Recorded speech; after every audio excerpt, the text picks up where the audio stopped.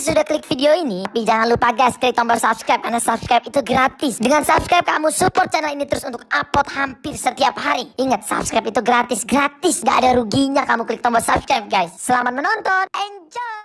Siali telah tersudut seperti seekor kelinci muda ketakutan menghadapi seekor harimau yang siap menerkamnya. Perasaan ngeri yang luar biasa membuat Siali cepat menggerakkan tangan kanannya. Dengan dua buah jari tangan dia menusuk ke arah ubun-ubun kepalanya sendiri sambil mengerahkan tenaga dalam murni. Batu karang saja akan berlubang terkena tusukan jari tangannya seperti itu, apalagi ubun-ubun kepalanya. Plak, ai. Siali menjerit ketika tangannya itu tertangkis dan setengah lumpuh. Ternyata kakek itu telah berdiri di depannya dan telah mencegah dia membunuh diri. Siali menjerit, akan tetapi tiba-tiba seperti seekor kucing menerkam tikus, sambil mengeluarkan suara ketawa menyeramkan, kakek itu telah menubruk dan memeluknya sehingga mereka berdua bergulingan di atas rumput yang bernoda darah para korban keganasan kakek itu.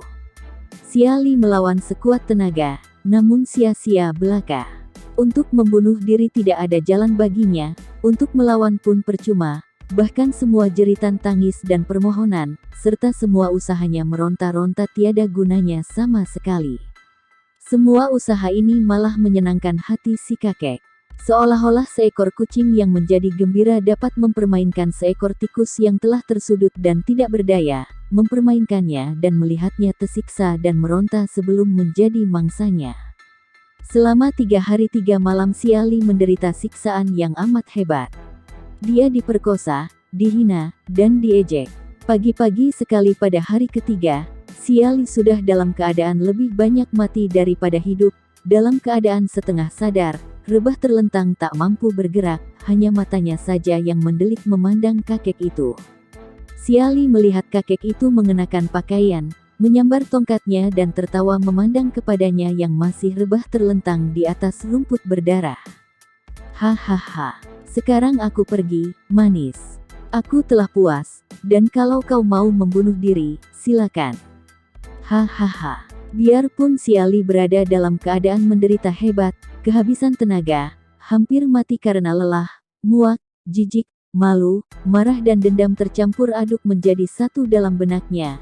Namun kebencian yang meluap-luap masih memberinya tenaga untuk berseru, "Jahanam, sekarang aku harus hidup. Aku harus hidup untuk melihat engkau mampus di tanganku." Hahaha. Manis, kalau sewaktu-waktu kau merasa rindu kepadaku, datang saja ke Gunung 8 Dewa. Sampai jumpa. Kakek itu lalu melangkah pergi meninggalkan tempat itu, meninggalkan Siali yang masih rebah. Kini wanita yang bernasib malang ini menangis sesenggukan di antara mayat-mayat 12 seniornya yang sudah mulai membusuk dan berbau. Dapat dibayangkan betapa tersiksa rasa badan wanita muda ini. Dia dipaksa, dihina di antara mayat-mayat 12 seniornya. Bahkan sewaktu keadaan mayat-mayat itu mulai membusuk dan menyiarkan bau yang hampir tak tertahankan, kakek itu masih saja enak-enak mempermainkannya. Benar-benar seorang manusia yang kejam melebihi iblis sendiri. Tiba-tiba Siali bangkit serentak, seolah-olah ada tenaga baru memasuki tubuhnya yang menderita nyeri, lelah dan kelaparan karena selama 3 hari 3 malam dia dipermainkan tanpa diberi makan atau minum oleh kakek iblis itu. Dia berdiri tegak, lalu memandang ke arah semua mayat seniornya. Matanya menjadi liar, keluar suara parau dari mulutnya yang pecah-pecah bibirnya oleh gigitan kakek iblis. "Senior sekalian, dengarlah. Aku Siali, bersumpah untuk membalaskan kematian senior sekalian. Satu-satunya tujuan hidupku sekarang hanyalah untuk membalas dendam dan membunuh iblis busuk pengemis 8 dewa." Tiba-tiba dia terhuyung mundur memandang wajah senior tertuanya. Pria inilah sebetulnya yang sudah sejak dahulu mencuri hatinya. Senior tertua. Dia menubruk dan berlutut di dekat mayat yang sudah mulai membusuk itu. "Jangan berduka, senior tertua. Jangan menangis." Dia berdiri sesungguhkan. "Apa? Aku, pakaianmu." Seperti orang gila yang bicara dengan sesosok mayat, Siali bertanya. Kemudian dia membuka baju dan celana luar dari mayat yang sudah kaku kejang itu dengan agak susah, lalu mengenakan pada tubuhnya sendiri. Tentu saja agak kebesaran. Hai hik, pakaianmu kebesaran, senior. Dia memandang wajah mayat senior tertuanya dan tertawa lagi. Hai hik, nah, begitu, tertawalah senior tertua, tertawalah para senior sekalian, tertawa dan bergembiralah karena dendam kalian pasti akan kubalaskan. Hai hik, huhuhu. Dia menangis lagi terisak-isak dan dengan terhuyung-huyung dia meninggalkan tempat mengerikan itu setelah mengambil pedang senior tertuanya.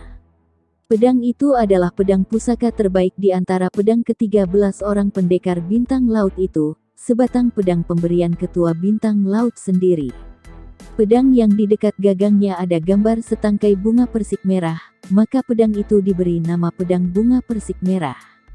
Dia terhuyung-huyung, pergi tak tentu tujuan, asal menggerakkan kedua kaki melangkah saja.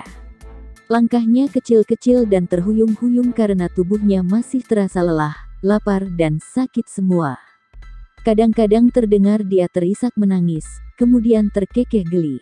Kalau ada orang yang bertemu dengan wanita yang bibirnya pecah-pecah, mukanya penuh debu dan air mata, matanya membengkak dan merah, rambutnya riap-riapan dan pakaiannya terlalu besar ini, tentu orang itu akan merasa seram, mengira bahwa setidaknya dia adalah seorang wanita gila. Dugaan ini memang tidak meleset terlalu jauh. Penderitaan lahir batin yang melanda diri Siali membuat wanita malang ini tidak kuat menahan sehingga terjadi perubahan pada ingatannya.